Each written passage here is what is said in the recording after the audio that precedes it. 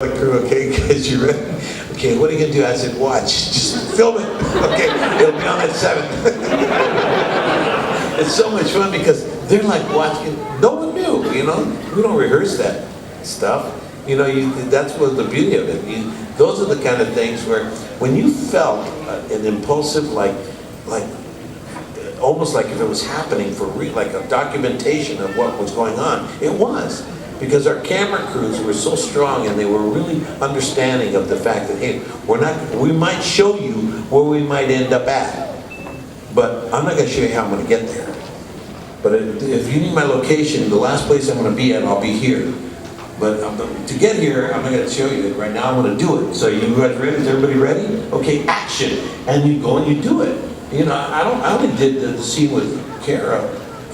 You know, when she tells me about my son, I only did. How many times are you going to do that?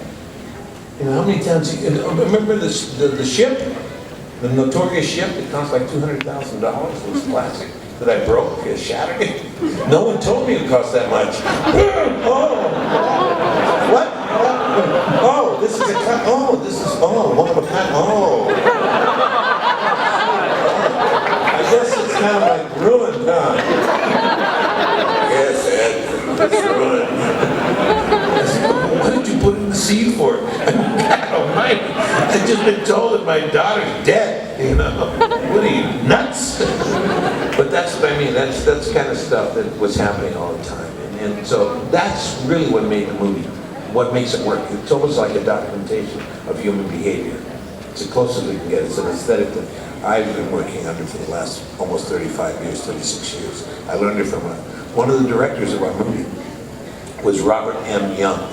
He directed Dominic and Eugene. He directed Being Caught. He directed me in Triumph of the Spirit. He's directed me in I'd say about 30 different pieces throughout my lifetime. We worked together for a long, long time. We're working on a piece right now. He's 88 years old right now. And he's right now developing our next piece. He's writing our next piece. We're both co-writing it and we're both going to co-direct it. And but his aesthetic is such a pure. He's the man who invented documentary journalism in the 1940s and 50s for television. And he's a brilliant filmmaker. And so his aesthetic is the one that permeates our show and gave us a lot of the feeling of the show. He came in on the 8th show. He should have come in on the 2nd show. He should have done water. I begged them to let him do water, but they went another way, and it was fine. But because the aesthetic would have been placed quicker into shape. So anyway, but that's the feelings that you get. Go ahead. Hey, Mr. Olmos. I was shaking like a 2-year-old when I met you before. I just wanted to ask, I know you mentioned earlier how you can't get into a character unless you're absolutely passionate about it. When you did the character of Professor Geller on Dexter, how did you get into that character? What kind of research did you have to do to be that? Okay, for those of you that didn't see that show, Dexter, don't watch it. For those of you that did see that show and thought that I was really, really, really incredible in that show, and you found me, wow, you really like me in that show, raise your hands.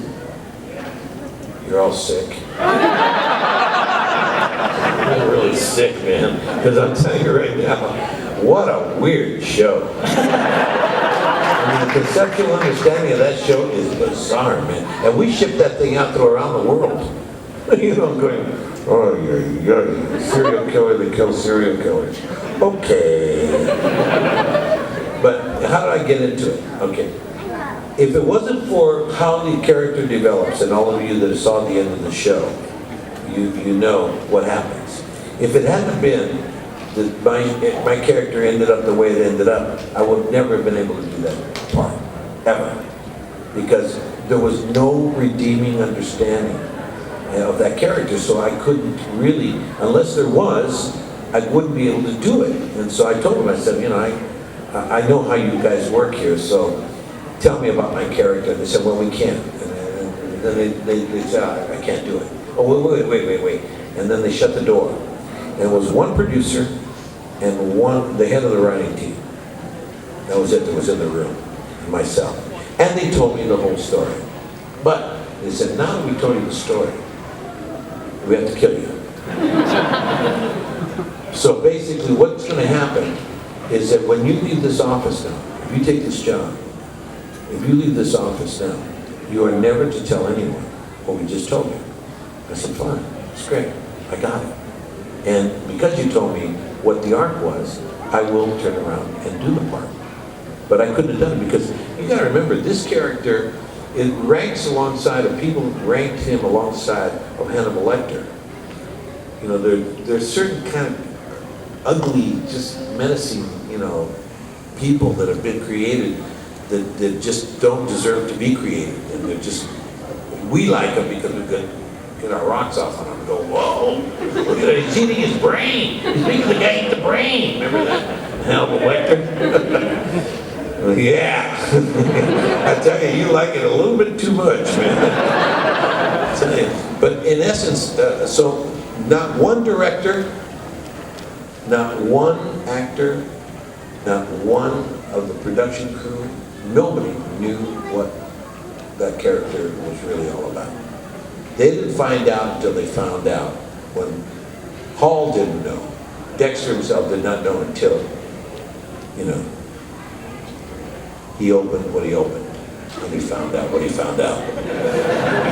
Okay? All right. So up until that point, no one knew. No one knew. But they've been working the show for 6 years now, so they knew that there was going to be some twists coming in. They didn't know what it was yet, but they knew. And so anyway, as it turned out, the only reason I could do that, and the only way I could prepare for that, now the head of the theology department at Harvard is a friend of mine, Dr. Carrasco, David Carrasco. He's the head of the entire theology department there. And so he's the guy I used. He's perfect. Poor guy. He was the guy. So that's what I did my research with, the head of Harvard. So I was a Harvard professor.